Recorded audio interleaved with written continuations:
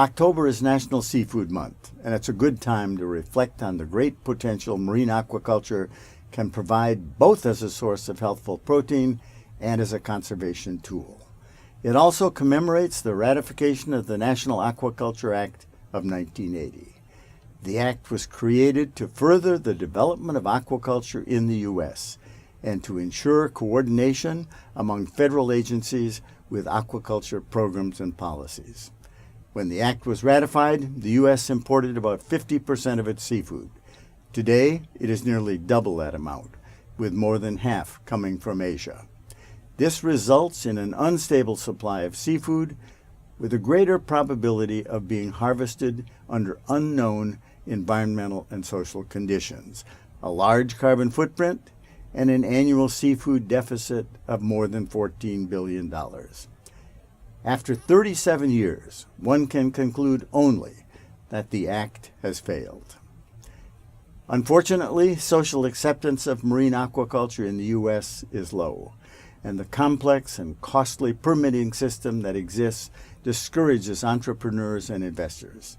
As a result, investors take the aquaculture advances that have been developed in the U.S. to produce seafood in other countries, where the permitting process is more predictable.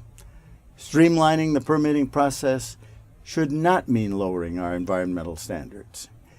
Marine aquaculture will play a larger role in global food production in the future. The question is whether the U.S. will be a player.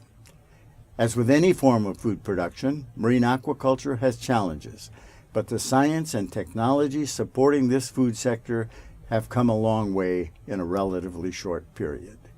We know that marine aquaculture could increase production of the most healthful source of animal protein while reducing land and freshwater use and reducing greenhouse gas emissions.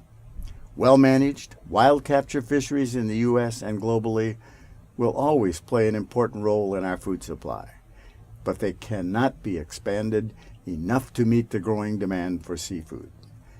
A marine aquaculture industry would reinvigorate working waterfronts, provide jobs, and support the development and expansion of our nation's blue economy, a concept that promotes the responsible use of ocean resources that conserve coastal ecosystems and provide economic benefits to the nation.